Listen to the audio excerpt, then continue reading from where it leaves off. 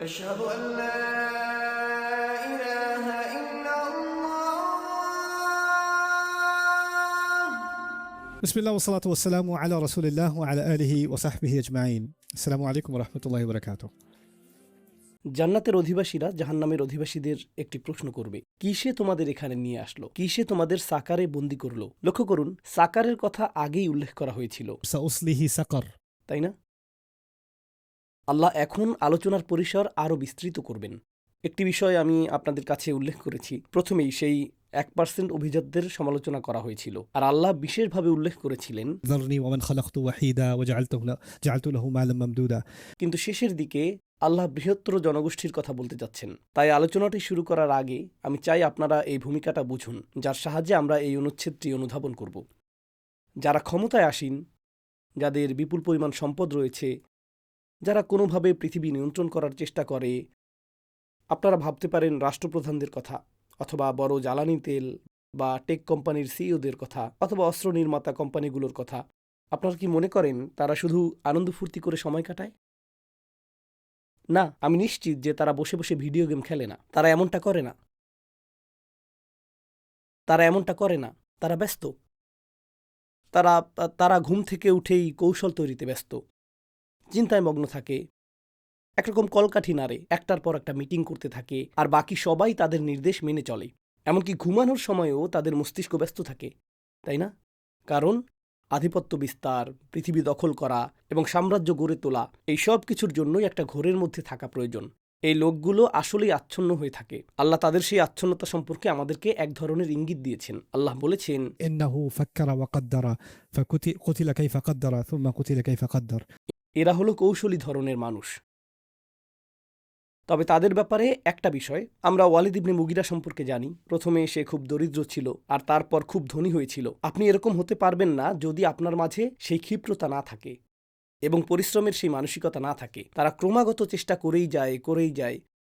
কিন্তু এই লোকগুলো যখন তারা একটা নির্দিষ্ট অবস্থানে পৌঁছে যায়, তারা জানে যে যদি সবাই পরিশ্রম শুরু করে দেয়, সেটা তাদের জন্য ভালো হবে না।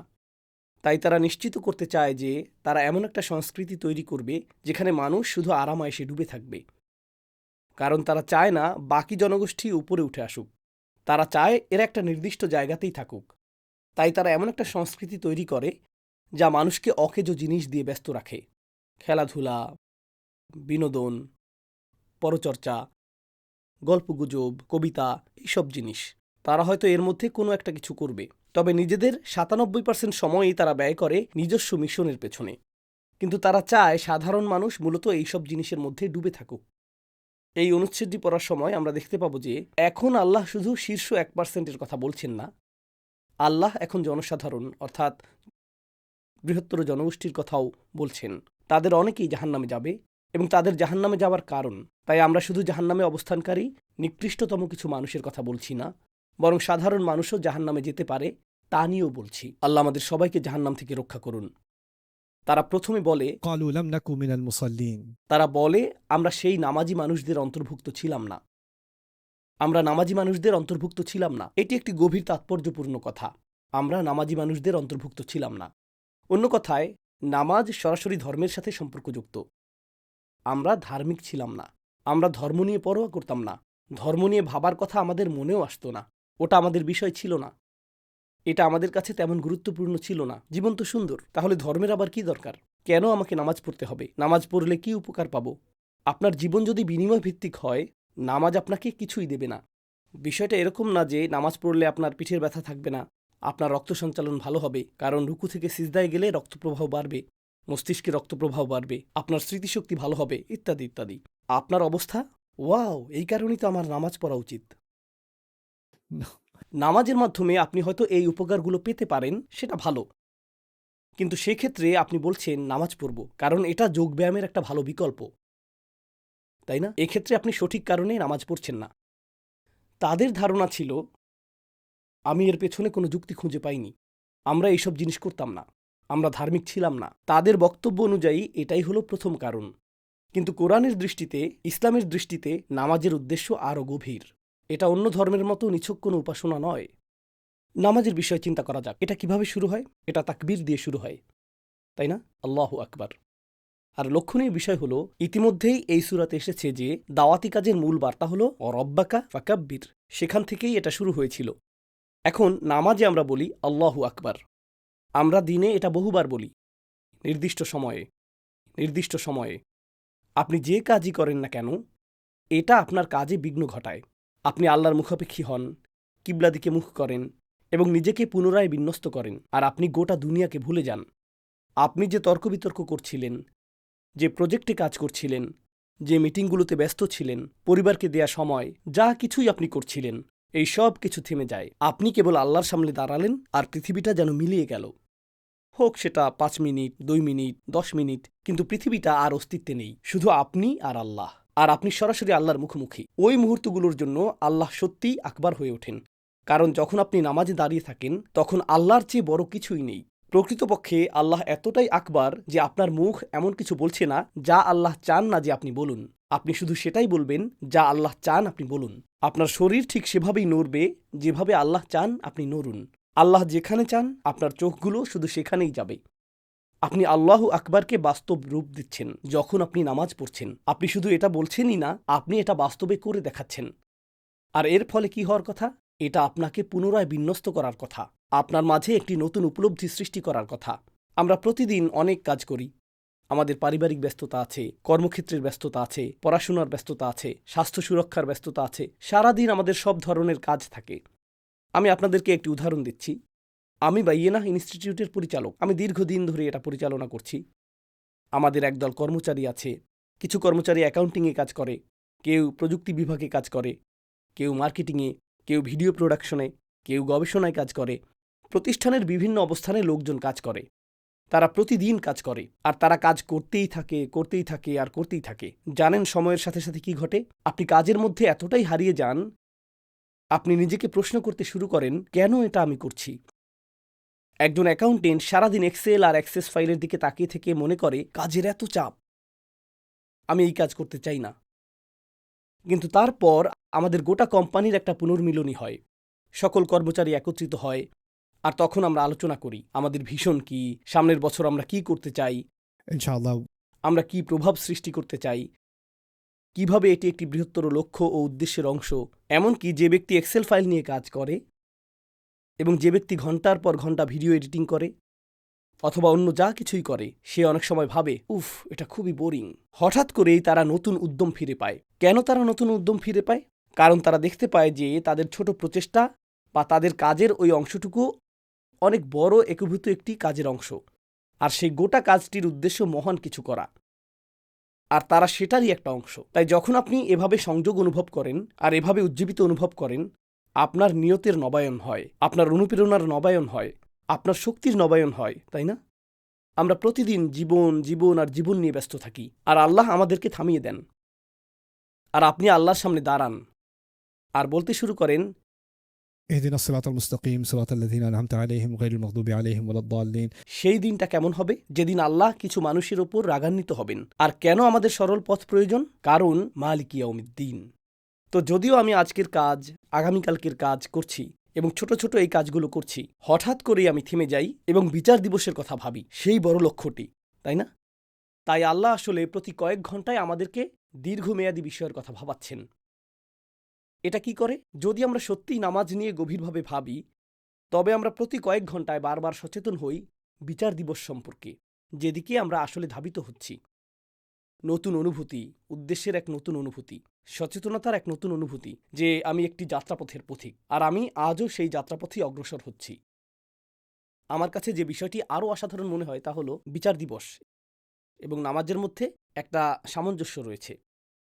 বিচার দিবসে আমরা দাঁড়িয়ে থাকব, নামাজেও আমরা দাঁড়িয়ে থাকি। বিচার দিবসে আল্লাহর অনুমতি ছাড়া কেউ কথা বলবে না, নামাজে আমরা কথা বলি না আল্লাহ যা বলার অনুমতি দিয়েছেন তা ছাড়া।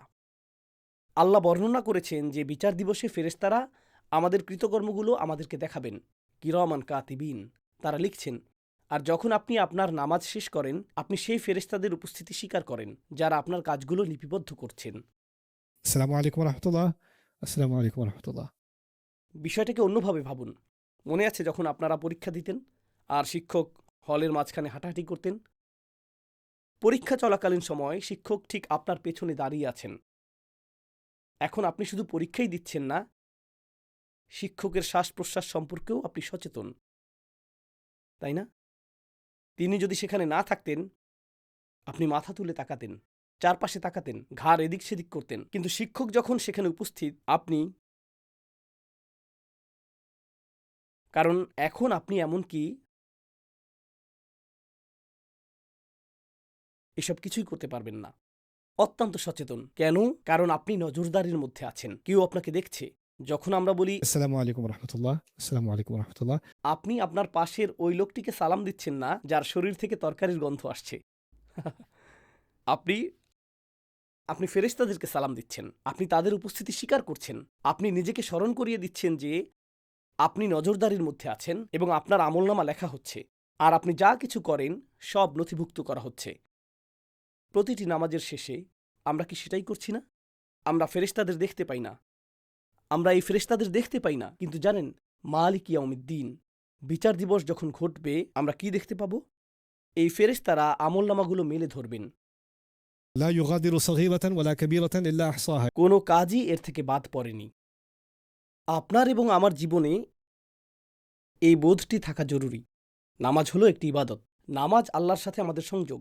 সলাত শব্দটির আক্ষরিক অর্থ হলো সংস্কার, তাই না? একটি লাঠিকে আগুনের মধ্যে ফেলা, মনে আছে সেই সল্লাই সল্লু? তো এটি আমাদের সংস্কার করে, এটি সংশোধন করে, এটি আসলে আমাদের জীবনের বিভ্রান্তিগুলো পুড়িয়ে ফেলে, আর এটি আমাদের জীবনকে বৃহত্তর উদ্দেশ্যের সাথে সংযুক্ত করে। তাই আমরা ছোটখাটো জিনিসে হারিয়ে যাই না, আমরা সবসময় বড় চিন্তা করি। আমরা ভুলে যাই না যে আমরা বিশাল কিছুর অংশ। জানেন, যদি আপনার বড় কোনো লক্ষ্য না থাকে, কোনো উচ্চতর উদ্দেশ্য না থাকে, আর আপনি যদি নিজেকে সেই উচ্চতর উদ্দেশ্যের কথা স্মরণ না করান, তাহলে আপনি ছোট ছোট কাজ করতে গিয়ে আর ছোট ছোট বিষয় ভাবতে গিয়ে হারিয়ে যেতে পারেন। আর বছরের পর বছর কেটে যাবে, কিন্তু আপনার কোনো উন্নতি হবে না, কারণ আপনি নিজের জন্য বড় কোনো লক্ষ্য ঠিক করেননি। কোরআনে বর্ণিত প্রধান উচ্চতর উদ্দেশ্য হলো আমি আল্লাহর সাথে সাক্ষাৎ করব। ঠিক যেমন আপনি কোনো নিয়োগদাতার সাথে সাক্ষাৎ করতে যান, কোনো বিশ্ববিদ্যালয়ে ভর্তির জন্য সাক্ষাৎকার দিতে যান, কিংবা কোনো ইমিগ্রেশন অফিসারের সাথে সাক্ষাৎকার দিতে যান। প্রতিদিন সেই সাক্ষাতের দিনটি যতই ঘনিয়ে আসছে, আপনার প্রস্তুতি আরও জোরদার হচ্ছে। আপনি খেয়াল রাখছেন, ঠিক আগের দিন আপনি তাড়াতাড়ি ঘুমাতে যান, ঠিকঠাক পোশাক পরেন, কাপড় চোপড় প্রস্তুত, কাগজপত্র প্রস্তুত, সব কিছুই প্রস্তুত, তাই না? তাই আল্লাহর সাথে সাক্ষাতের যে ধারণা, এর মূল কথা হলো আমরা সেই সাক্ষাতের প্রস্তুতির ব্যাপারে ক্রমাগত আরও বেশি সিরিয়াস হতে থাকি। আর এটাই হলো নামাজের মূল ধারণা। তাই এখন এই মানুষগুলো, এই অপরাধীরা, যাদেরকে জিজ্ঞাসা করা হচ্ছে কিসে তোমাদেরকে জাহান্নামে নিয়ে এলো, তাদের প্রথম উত্তর হলো আমাদের কাছে সেই জিনিসটা ছিল না যা জীবনকে উদ্দেশ্য প্রদান করে। আমাদের কাছে সেই জিনিসটা ছিল না যা আমাদেরকে আধ্যাত্মিকভাবে, আবেগগতভাবে এবং মনস্তাত্ত্বিকভাবে আল্লাহর সাথে সাক্ষাতের দিকে পরিচালিত করে, আর সেটা হলো নামাজ। قالوا لم نك من المصلين। আর নামাজ অর্থ আপনি আল্লাহর শ্রেষ্ঠত্ব ঘোষণা করছেন। আমি আপনাদের বাহ্যিক বিবেচনায় বলেছিলাম, আমরা মেনে নেই নামাজ হলো আমাদের উপর আল্লাহর অসীম কর্তৃত্বকে স্বীকার করে নেয়া। তাই এতে কিছু যায় আসে না আপনার বস আপনাকে ডাকছে, নাকি আপনার বোন আপনাকে ডাকছে, আপনার মা আপনাকে ডাকছে, আপনার স্ত্রী আপনাকে ডাকছে, আপনার সন্তান আপনাকে ডাকছে, আপনি নামাজে আছেন, আপনি সাড়া দেন না। আপনার ফোন বাজলেও কিছু যায় আসে না, কিছুতেই কিছু যায় আসে না, কারণ আপনি নামাজ পড়ছেন, আপনি নড়াচড়া করছেন না। যখন আপনি এমনটা করেন, এটা কি এই ইঙ্গিত দেয় না যে আপনার জীবনে অন্য সব কিছুর চেয়ে আল্লাহ সত্যিই মহান? তাকবীর হলো প্রথম ধাপ। নামাজের প্রথম ধাপ হলো তাকবীর। যখন আপনার মাঝে সেটা অনুপস্থিত, তখন আপনার জীবনের অন্য কোনো অংশে কি তাকবীরের বহিঃপ্রকাশ ঘটতে পারে? না। এই কারণে নামাজ হলো ইসলামেরই অপর নাম। নামাজ নিজেই একটি অনন্য বিষয়। এটি শুধুমাত্র একটি কাজ নয়। কোরআনে সূরা বাকারায় আল্লাহ বলেছেন, ما كان الله ليضيع إيمانكم। মনে আছে মুসলিমগণ জেরুজালেমের দিকে ফিরে নামাজ পড়তেন, তারপর আল্লাহ নাজিল করলেন যে আমাদেরকে কাবার দিকে ফিরেই নামাজ পড়তে হবে। আর তখন ইহুদিরা মুসলিমদের কাছে এসে বলল, ওহ, তোমরা ভুল দিকে ফিরে নামাজ পড়ছিলে, ওই নামাজগুলো তো বাতিল হয়ে যাবে। আল্লাহ এর জবাব দিলেন এবং বললেন, মা কান আল্লাহু লিউদিয়া ঈমানাকুম, আল্লাহ তোমাদের ঈমানকে নষ্ট হতে দেবেন না। তিনি কিন্তু বলেননি আল্লাহ তোমাদের নামাজ নষ্ট হতে দেবেন না, তিনি বলেছেন আল্লাহ তোমাদের ঈমানকে নষ্ট হতে দেবেন না। কারণ আমাদেরকে শেখানোর উদ্দেশ্যে আল্লাহ মূলত এই কথাটাই বলেছেন যে নামাজই হলো ঈমানের চূড়ান্ত প্রমাণ। তাই যখন জাহান্নামীরা বলছে আমরা নামাজ পড়িনি, তারা আসলে বলছে আমাদের আসলে ঈমানই ছিল না। কারণ সত্যিকার ঈমানের সাথে নামাজ অপরিহার্য।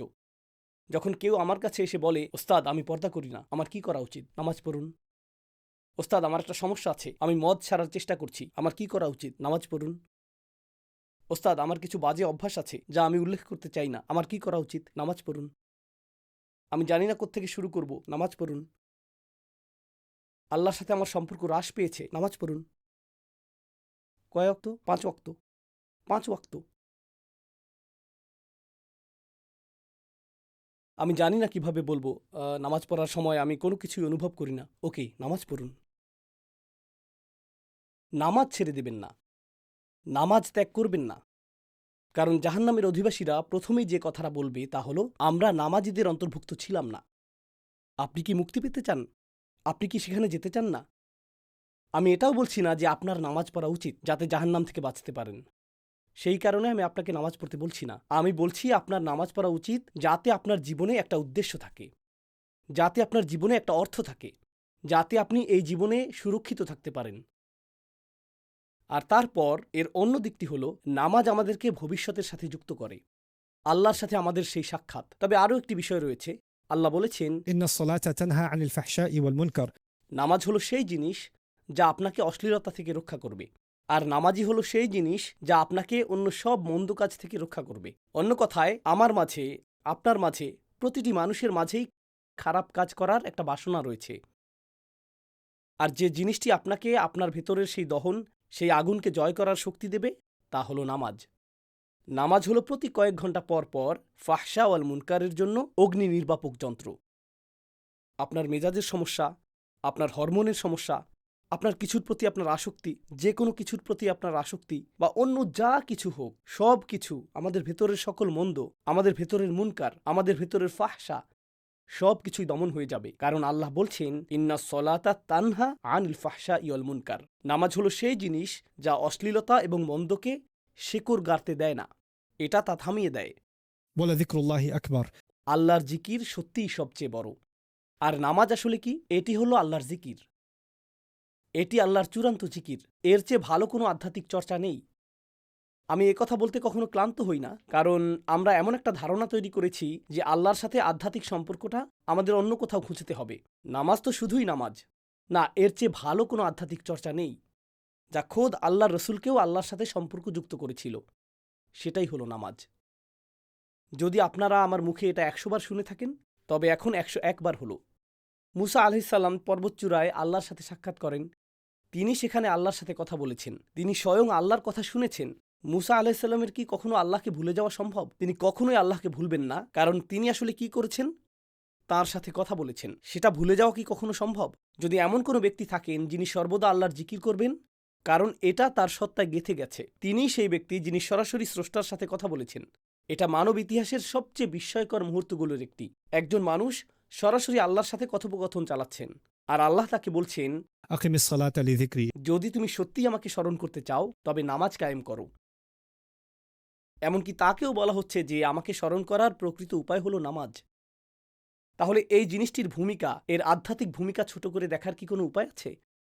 তাই যখন জাহান্নামীরা বলবে আমরা নামাজ পড়িনি, এ কথার অন্তর্ভুক্ত হলো আমরা উদ্দেশ্য হারিয়েছি, আমরা আমাদের চরিত্র রক্ষা করিনি, আমরা আমাদের আবেগ রক্ষা করিনি, আমরা আমাদের আবেগকে যেদিকে খুশি সেদিকে যেতে দিয়েছি, কারণ আমরা সেগুলোকে নামাজের মাধ্যমে পরিচালনা করিনি, নিয়ন্ত্রণ করিনি এবং সংযত করিনি। স্রষ্টার সাথে আমাদের কোনো আধ্যাত্মিক সম্পর্ক ছিল না এবং তাকে আমরা স্মরণ করিনি, কারণ আমরা নামাজ পড়িনি, আমরা প্রত্যাখ্যান করেছি। لم نكن من المصلين। আসলে এমনকি অনেক হিন্দু, খ্রিস্টান, ইহুদি এবং অনেক নাস্তিকও রয়েছেন, তারা বলেন আমাকে সত্য অনুসন্ধান করতে হবে। যেমন আমি এমন মানুষদের চিনি যারা ইসলাম কবুল করার আগেও আকাশের দিকে তাকিয়ে বলতো, আমি জানি না কিভাবে আপনার প্রার্থনা করতে হয়, কিন্তু আমি প্রার্থনা করতে চাই, আমাকে সাহায্য করুন। তারা জানেও না, জানেন সেটাও এক প্রকার নামাজ, সেটাও এক প্রকার সলাত। আর সেই সলাত অবশেষে ওই ব্যক্তিকে ওহির মাধ্যমে আসা সলাতের দিকে নিয়ে যাবে। ওই দুটো জিনিসের মধ্যে সরাসরি একটি যোগসূত্র আছে। তো জাহান্নামের অধিবাসীরা বলবে, লামনাকু মিনাল মুসাল্লিন, আমরা নামাজীদের অন্তর্ভুক্ত ছিলাম না। তারা তখন কয়েকটা কথা বলবে। প্রথমত তারা বলবে তারা নামাজ পড়ত না, তারপর বলবে তারা দরিদ্রকে আহার দিত না। আমি সংক্ষেপে বলছি, পরবর্তীতে বিস্তারিত আলোচনা করব। তারা নামাজ পড়ে না, তারা দরিদ্র মানুষকে আহার করায় না। তারপর তৃতীয়টি হলো আমরা বিভ্রান্ত হয়ে পড়েছিলাম এবং অন্য মানুষেরা যেসব বিষয় নিয়ে মগ্ন থাকতো আমরাও সেসব বিষয়ে মগ্ন হয়ে গিয়েছিলাম। আমরা সব ধরনের জিনিসে মগ্ন হয়ে গিয়েছিলাম। তারপর চতুর্থটি হলো আমরা বিচার দিবসকে অস্বীকার করতাম। 4টি বিষয়।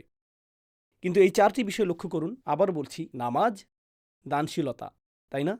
তারপর উদ্দেশ্যহীনতা, কারণ তারা সব ধরনের ফালতু জিনিসে ডুবে থাকত আর তারা বিচার দিবসকে অস্বীকার করত। লক্ষ্য করুন কিভাবে কোরআনের সূচনা হয়েছিল।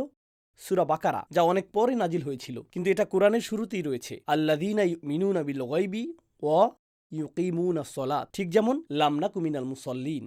তারপর ومما رزقناهم ينفقون আমি তাদেরকে যা দিয়েছি তা থেকে তারা ব্যয় করে, ঠিক কিসের মতো?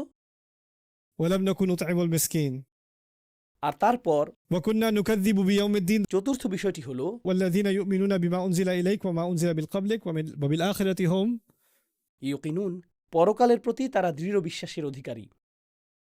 বিষয়টি এরকম যে কোরআনের একটি বার্তা আছে আর এটি সেই বার্তাকেই পুনরায় উজ্জীবিত করেছে। ওহী নাজিলের শুরুতে এবং ওহী নাজিলের শেষের দিকেও এটা সেই একই পাঠ্যক্রম, একই জিনিস ভিন্ন ভিন্ন উপায়ে উপস্থাপিত হচ্ছে। প্রতিনিয়ত নতুন নতুন বিষয় আসছে না, এটি সেই একই শিক্ষা, কিন্তু আমাদের অনুধাবনের জন্য ভিন্ন ভিন্ন পদ্ধতি মাত্র। উস্তাদ নোমান আলী খানের কোরআনের যে গভীর বিশ্লেষণগুলো আপনার আত্মাকে স্পর্শ করে, সেগুলো যদি এখন আপনার সংগ্রহে থাকতো তবে কেমন হতো? NAK বাংলা টিম উস্তাদের সেই জগৎ কাঁপানো বিশ্লেষণগুলো বাংলায় বই আকারে নিয়ে এসেছে আপনার জন্য। প্রশান্তির খোঁজে, আমি ও আমার রব, কিংবা উপমার শৈল্পিকতায় মুগ্ধময় কোরআন, আমাদের প্রতিটি বই এখন পাঠকপ্রিয়। আলহামদুলিল্লাহ। আপনার কপিটি সংগ্রহ করতে ও প্রকাশিতব্য বইগুলোর আপডেট পেতে ভিডিওর ডেসক্রিপশন চেক করুন অথবা যোগাযোগ করুন বুকিশ পাবলিশারে। শুধু শুনবেন কেন, উস্তাদের কোরআনের সুগভীর প্রজ্ঞার কাজগুলো আরও বিস্তারিতভাবে পড়ুন। বইগুলো হোক আপনার আত্মিক প্রশান্তির সঙ্গী।